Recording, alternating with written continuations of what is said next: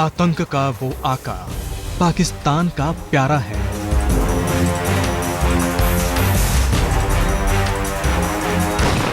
साजिश का वो सरगना चीन का चहेता है।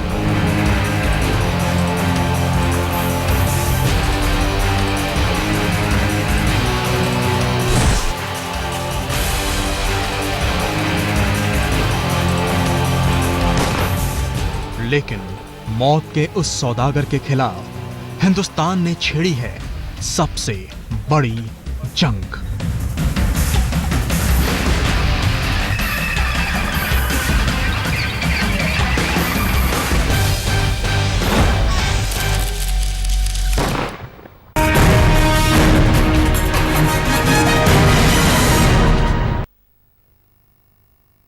नमस्कार, आप देख रहे हैं आज तक। आपके साथ मैं हूं सईद अंसारी। जी हां, वो देश का दुश्मन नंबर 1 है। एक बार नहीं, कई बार उसने पाकिस्तान में बैठकर भारत के खिलाफ अपने नापाक मंसूबों को अंजाम दिया है। दुनिया जानती है कि पठानकोट हमले की साजिश जैश के सरगना मौलाना मसूद अजहर ने रची थी, लेकिन पाकिस्तान ने अपनी आंखें मूंद रखी हैं। लेकिन पाकिस्तान ये भूल गया है कि हिंदुस्तान अच्छी तरह से जानता है कि अपने दुश्मनों से हमें कैसे निपटना है।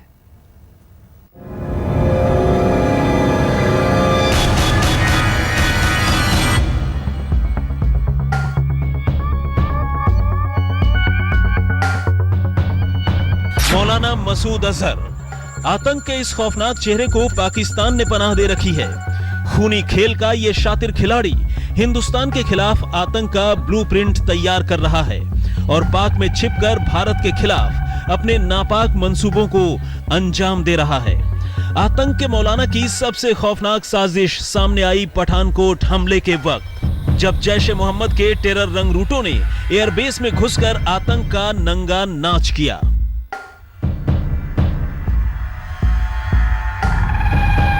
हिंदुस्तान ने मौलाना मसूद अजहर के खिलाफ पाकिस्तान को सारे सबूत सौंपे। भारतीय जांच एजेंसी ने पाकिस्तान से आई जांच एजेंसी के सामने मसूद अजहर और पठानकोट हमले की कड़ियां जोड़ी, लेकिन बात वही, ठाक के 3 पार। और वो कोऑपरेशन करने पे राजी नहीं, कोऑपरेट करने पे राजी नहीं। बात दरअसल ये है कि पाकिस्तान जो है वो पठानकोट के मसले में थॉरली एक्सपोज हो गया है और वो हर मुमकिन कोशिश कर रहे हैं कि किसी भी सूरत से पठानकोट से आगे बढ़ा जाए, बात न की जाए। लेकिन अब हिंदुस्तान ने पठानकोट हमले के गुनहगार यानी मौलाना मसूद अजहर के खिलाफ सबसे बड़ी जंग की तैयारी कर ली है। जैश के सरगना के खिलाफ एनआईए की स्पेशल कोर्ट ने गिरफ्तारी वारंट जारी किया है। मसूद अजहर के साथ उसके भाई रऊफ और 2 दूसरे आतंकियों कासिफ जान और शाहिद लतीफ के खिलाफ भी वारंट जारी किया गया है। एनआईए ने अदालत को मसूद और उसके साथियों के खिलाफ पुख्ता सबूत सौंपे हैं। वारंट ओपन एंडेड है, यानी जांच एजेंसी को मसूद की गिरफ्तारी की तारीख नहीं दी गई है। कि एक प्रकार से पाकिस्तान के ऊपर प्रेशर इसका बनेगा, क्योंकि जब नॉन बेलेबल वारंट इशू हुआ है, अब पाकिस्तान ये कह रहे हैं कि साहब वो अखबार में निकाल दे कि उनको जो है प्रोटेक्टिव कस्टडी में ले लिया। जब ये सरताज अजीज़ जब अमेरिकी सेक्रेटरी स्टेट जॉन कैरी से मिले तो उन्होंने उस वक्त कहा कि हाँ हमारी कस्टडी में है, लेकिन भारतवर्ष को कोई अधिकृत सूचना उनकी तरफ से नहीं है। लेकिन सवाल यह है कि आतंक के जिस आका को पाकिस्तान ने जानबूझकर छिपा रखा है, उसके खिलाफ गिरफ्तारी वारंट जारी करके भारतीय एजेंसियों को आखिर क्या हासिल होगा। मौलाना मसूद अजहर और उसके साथियों के खिलाफ गिरफ्तारी वारंट को इंटरपोल को भेजा जाएगा, जिसके बाद चारों के खिलाफ रेड कॉर्नर नोटिस जारी किया जा सकता है। साथ ही मौलाना मसूद अजहर को लेकर अब भारत पाकिस्तान पर दबाव बनाएगा। इसके अलावा भारत एक बार फिर से संयुक्त राष्ट्र से मौलाना मसूद अजहर पर प्रतिबंध लगाए जाने की कोशिश करेगा। इतना ही नहीं, जैश के सरगना के खिलाफ गिरफ्तारी वारंट से भारत को कूटनीतिक मदद भी मिलेगी। उनकी जीआईटी जब हिंदुस्तान में थी, उन्होंने साफ तौर पे कहा कि हिंदुस्तान ने बड़ा पुख्ता सबूत दिए हैं और हमको शक नहीं है किसी भी प्रकार का कि इसमें पाकिस्तान इन्वॉल्व है। उन्होंने यहाँ तक भी कहा कि वो 4 टेररिस्ट की स्लेन टेररिस्ट हैं, वो चारों पाकिस्तानी हैं। अब सवाल यह है कि पठानकोट हमले के करीब 3 महीने बाद एनआईए ने गिरफ्तारी का वारंट हासिल क्यों किया। दरअसल हमले के बाद जांच एजेंसी ने पहले मौलाना मसूद अजहर के खिलाफ सबूत जुटाए। इस बीच पाकिस्तानी जांच टीम यानी जेआईटी के हिंदुस्तान आने की खबर मिलने लगी। सूत्र बताते हैं कि एनआईए को उम्मीद थी कि पाकिस्तान से आई जेआईटी सबूतों को देखकर मौलाना मसूद अजहर के खिलाफ कार्रवाई की बात जरूर करेगी, लेकिन ऐसा कुछ नहीं हुआ। उल्टा दिल्ली से इस्लामाबाद लौटकर पाकिस्तानी टीम पलट गई। वो एक प्रोक्लेम्ड ऑफेंडर है, टेररिस्ट है, सारी दुनिया जानती है। और हम लोग वो भारत की जेल में थे, यहाँ से उनको छुड़ा के वो लेके गए हैं। उनके खिलाफ यहाँ केसेस हैं और वो एक पठानकोट में अकेले नहीं फंसे हुए बल्कि बहुत से केसेस उनके खिलाफ हैं। बहुत से उन्हीं ने आतंकवादी गतिविधियाँ इस मुल्क में की हैं। जब मौलाना मसूद अजहर पर पाकिस्तान ने अपना दोमुहापन दिखाया तो हिंदुस्तान ने भी जैश के आका के खिलाफ सबसे बड़ी जंग छेड़ दी। जांच एजेंसी ने दांव बदला और आतंक के मौलाना के खिलाफ गिरफ्तारी वारंट जारी हो गया। दिल्ली से जितेंद्र बहादुर सिंह के साथ आज तक ब्यूरो। मसूद अजहर जैसे आतंक के कई आका पाकिस्तान में पलते हैं और पाकिस्तान की शह पर भारत के खिलाफ साजिश रचते हैं। पठानकोट हमले में तमाम सबूतों के बावजूद पाकिस्तान मसूद अजहर पर कार्रवाई के लिए तैयार नहीं है, क्योंकि वो जानता है कि अगर ऐसा हुआ तो पाकिस्तान की पोल खुलेगी और टेरर के नेटवर्क पर असर पड़ेगा। दिलचस्प यह है कि आतंक के आकाओं को बचाने में चीन भी पाकिस्तान की पूरी मदद कर रहा है।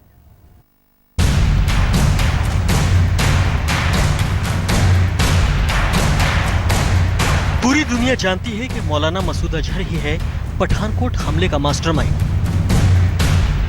दुनिया यह भी जानती है कि मसूद अजहर के खिलाफ भारत के पास पर्याप्त सबूत है। लेकिन हिंदुस्तान के दो पड़ोसी मुल्कों ने आतंक के सबसे बड़े आका के खिलाफ आंखें मूंद रखी हैं। एक वो जिससे मसूद अजहर से बेपनाह प्यार है, यानी पाकिस्तान। दूसरा वो जो मौलाना मसूद अजहर का चहेता है, यानी चीन। पठानकोट हमले के बाद भारत ने संयुक्त राष्ट्र में अर्जी डाली कि मौलाना मसूद अजहर के खिलाफ प्रतिबंध लगाई जाए। भारत की अर्जी मंजूर भी हो गई, लेकिन चीन ने अड़ंगा डाल दिया। 15 में से 14 देश मसूद अजहर को लेकर भारत के स्टैंड का समर्थन किया, लेकिन चीन ने अपने वीटो पावर का इस्तेमाल कर डाला। चीन की दलील थी कि यूएन में किसी को आतंकी करार देना सीरियस मसला है। ऐसा नहीं है कि चीन पहली बार मसूद अजहर को लेकर भारत के विरोध में खड़ा हुआ है। पहले भी एक बार यूएन में मसूद अजहर को आतंकी करार देने की हिंदुस्तानी कवायद को चीन पलीता लगा चुका है। जानकारों की माने तो चीन की ये चाल पाकिस्तान के साथ उसके गहरे रिश्तों का सबूत है। सपोर्ट चाइना का स्टैंड, जो यूनाइटेड नेशन सिक्योरिटी काउंसिल की जो बॉडी है, जो उसके अंदर जो पाकिस्तान ने चाइना ने अजहर मसूद के मसले पे उनको बचाने की कोशिश की है, उसकी वजह से उनका मनोबल और बढ़ गया है। मैं समझता हूँ कि बात फिलहाल तो काफ़ी समय के लिए रुकी हुई नज़र आती है और पाकिस्तान बचने की कोशिश कर रहा है। हालांकि अब सरकार ये दावे भी कर रही है कि चीन से बात हो रही है और एक बार फिर से संयुक्त राष्ट्र में मौलाना मसूद को आतंकी घोषित करवाने की कोशिश होगी। दरअसल पाकिस्तानी फौज और यहाँ की जासूसी एजेंसी आईएसआई भारत के खिलाफ अपना एजेंडा चलाती है और इस एजेंडे में जैश ए मोहम्मद और लश्कर-ए-तैयबा जैसे आतंकी संगठनों की मदद लेती है। मतलब ये कि पाकिस्तान की सत्ता और आतंकी संगठनों ने भारत में आतंक के खेल के लिए गठजोड़ कर रखा है। जैश ए मोहम्मद जैसे आतंकी संगठनों और मसूद अजहर जैसे आतंक के आकाओं को पाकिस्तान ने पाल रखा है। जाहिर है पाकिस्तान किसी भी सूरत में ना तो उन्हें गिरफ्तार करेगा और न ही उनके खिलाफ कोई कार्रवाई करेगा। पाकिस्तान सॉफ्ट इसलिए है कि पाकिस्तान कहता है ये हमारा स्ट्रेटेजिक एसेट है और ये हमारा नेशनल हीरो है। जो भी पाकिस्तान के बिहाफ पर हिंदुस्तान के ऊपर बहुत बड़े पैमाने पर नुकसान कर सकता है, हज़ार कट की जो उनकी पॉलिसी है उस पॉलिसी को अंजाम दे सकता है, तो पाकिस्तान का तो हीरो है। तो इसलिए पाकिस्तान उसके खिलाफ बिल्कुल सॉफ्ट है। आतंक के आकाओं की ताकत के आगे पाकिस्तानी सत्ता कितनी कमजोर है, इसका अंदाजा इस बात से लगाया जा सकता है कि पठानकोट हमले के बाद मौलाना मसूद अजहर को हिरासत में रखने की खबर जरूर आई, लेकिन कोई कार्रवाई नहीं हुई। पाकिस्तान से आई जांच टीम को एनआईए ने मसूद अजहर के खिलाफ सबूत भी सौंपे। जेआईटी ने उन सबूतों को देखा भी, लेकिन पाकिस्तान लौटने के बाद उन्हें खारिज कर दिया। कि पठानकोट में ये बिल्कुल साफ क्लियर हो गया है कि अजहर मसूद और जैश मोहम्मद इसमें इन्वॉल्व है। अगर NIA की टीम वहाँ जाती है तो वहाँ पे भी जाके इन्वेस्टिगेशन होगा, उन लोगों से बातचीत होगी, लोगों तक पहुँचेंगे। वो नहीं चाहते कि कोई पाकिस्तानी ऑफिशियल से भारत की टीम जो जाए वो वहाँ जाके बातचीत करे। अब सवाल चीन का, आखिर चीन क्यों मसूद अजहर का साथ दे रहा है? दरअसल चीन और पाकिस्तान में नजदीकियां बढ़ रही हैं। चीन को पाकिस्तान में अपना आर्थिक और सामरिक फायदा नजर आ रहा है, लिहाजा चीन मसूद अजहर का नहीं बल्कि पाकिस्तान का साथ दे रहा है। चीन नहीं चाहता कि आतंकवाद को लेकर दुनिया में पाकिस्तान की छवि खराब हो। एक स्लेन टेररिस्ट ने अपनी मदर को, वो टेलीफोन नंबर्स वगैरह भी पाकिस्तान के हैं, यानी दूसरे लफ्ज़ों में उन्होंने एक्सेप्ट किया कि पाकिस्तान इन्वॉल्व था, एक्सेप्ट किया कि जैश इन्वॉल्व था, एक्सेप्ट किया कि मसूद अजहर इन्वॉल्व था।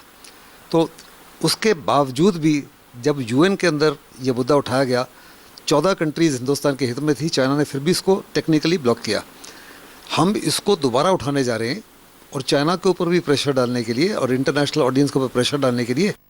भले ही पाकिस्तान मसूद अजहर जैसे आतंकी आकाओं के खिलाफ कोई कार्रवाई न करे, भले ही चीन मसूद अजहर जैसे आतंकियों को बचाने के लिए वीटो का इस्तेमाल करे, लेकिन दुनिया से यह हकीकत छिपी नहीं है कि भारत के खिलाफ अपने नापाक मंसूबों को अंजाम देने के लिए आतंक के उस मौलाना ने कितना खौफनाक टेरर नेटवर्क तैयार कर रखा है। आज तक ब्यूरो।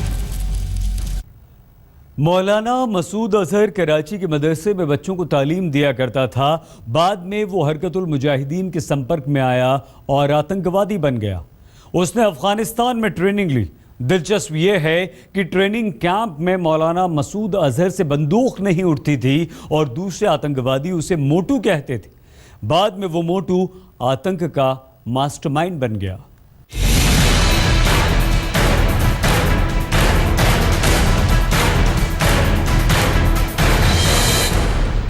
इस आतंकी को कभी मोटू मोटू कहकर चिढ़ाया जाता था। कभी हार मानकर छोड़ दी थी मौलाना मसूद अजहर ने जिहाद की ट्रेनिंग।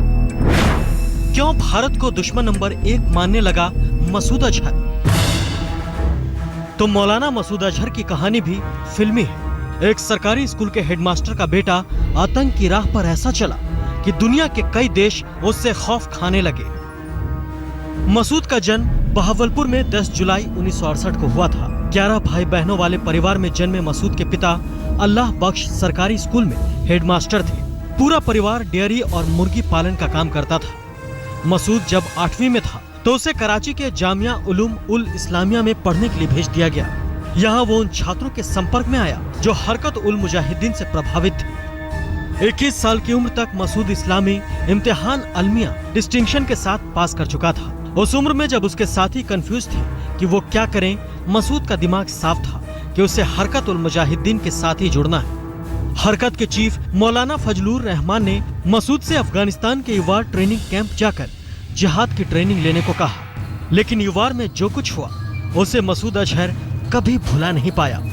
5 फीट 3 इंच के मसूद से न तो भारी बंदूक उठती थी और न ही पानी की बाल्टियां पीठ पर टांग कर वो दौड़ पाता था। न निशाना सही लगता था और न जोर आजमाइश में वो साथियों से जीत पाता था। ट्रेनिंग कैंप के साथी मसूद को मोटू मोटू कहने लगे। 40 दिन की ट्रेनिंग मसूद अजहर से पूरी नहीं की गई और मसूद को वापस कराची की जामिया इस्लामिया भेज दिया गया। जामिया मिलिया में उसने बतौर टीचर काम करना शुरू किया और यहाँ उसकी इस्लामिक जानकारी और विषयों पर पकड़ छात्रों को पसंद आने लगी। उसने एक मैगजीन निकाली, सदा आई मुजाहिदीन। मैगजीन सुपरहिट हो गई और कई नए युवाओं को आतंकी की फैक्ट्री में लाने में मदद करने लगी। जाहिर है हरकत के चीफ फजलुर खलील की आंखों में मसूद अजहर चढ़ने लगा। आतंक की उपयोगिता ने बॉस को बता दिया कि वो सामान्य आतंकी नहीं है। मसूद अजहर से पीओके में गतिविधियां संचालित करने को कहा गया। इसके बाद 1994 में मौलाना मसूद अजहर भारत भी आया। जब वो दिल्ली के इस इंदिरा गांधी इंटरनेशनल एयरपोर्ट पर उतरा तो उसका नाम था अदम इस्सा। वो अशोका होटल में ठहरा भी और फिर अयोध्या भी गया। भारतीय अधिकारियों के सामने दिए बयान में मसूद ने कहा था, मुझे वो दिन याद है जब मैं बाबरी मस्जिद के ढांचे के सामने खड़ा था। मेरे सामने गिरी बाबरी मस्जिद थी। गुस्से में मैंने जमीन पर जूते पटके और कहा, ओ बाबरी मस्जिद, हमें खेद है। अयोध्या से मसूद श्रीनगर पहुंचा, घाटी की सुंदर वादियों में आतंक की नई फैक्ट्री खोलने। श्रीनगर से 70 किलोमीटर दूर अनंतनाग में मजलिस-ए जिहाद की मीटिंग हुई। यहाँ करीब 25 बंदूकधारी आतंकियों को मसूद ने राष्ट्रवाद का नया पाठ पढ़ाया। अजहर ने मुजाहिदीनों के साथ सिर्फ 2 दिन घाटी में बिताए थे। उसे शुक्रवार का इंतजार था जब वो इसी जामा मस्जिद में नमाज पढ़ सके, लेकिन जिस वक्त वो और उसका साथी साजिद मस्जिद की तरफ जा रहे थे, उनकी कार खराब हो गई। दोनों ने ऑटो रिक्शा किया, लेकिन वो सुरक्षा बलों के हत्थे चढ़ गया। दिलचस्प ये कि जिस वक्त मौलाना मसूद अजहर को भारतीय सुरक्षा बलों ने गिरफ्तार किया, उन्हें इस बात का कतई अंदाजा नहीं था कि ये कितना बड़ा आतंकी है। आज तक ब्यूरो। यहाँ पर आप कीजिए बस थोड़ा सा इंतजार। कुछ ही देर में जब हम लौटेंगे तो आपको दिखाएंगे कैसे मसूद अजहर ने आतंकवादियों की पूरी फौज खड़ी की। 1994 में मौलाना मसूद अजहर हरकत के 2 गुटों में सुलह कराने के लिए भारत आया था, लेकिन जम्मू कश्मीर के अनंतनाग में गिरफ्तार हो गया। 1999 में मसूद के गुर्गों ने कंदहार कांड को अंजाम दिया और आतंक का आका फिर से पाकिस्तान पहुंच गया, जिसके बाद इसने जैश-ए-मोहम्मद नाम का आतंकवादी संगठन बनाया और आतंकवादियों की फौज तैयार की।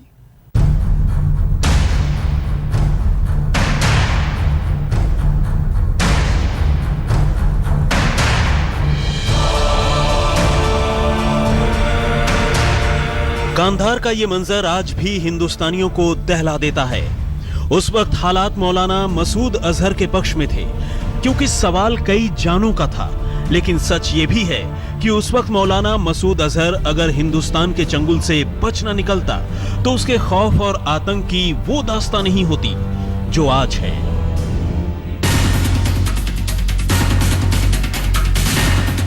उन्नीस 1999 में रिहा होने के बाद ही मौलाना मसूद अजहर ने साल 2000 में आतंकी संगठन जैश-ए-मोहम्मद को स्थापित किया। जैश-ए-मोहम्मद के साथ उसने फिर जिहाद की दुनिया में कदम रखा तो अपना मकसद भी बड़ा कर लिया।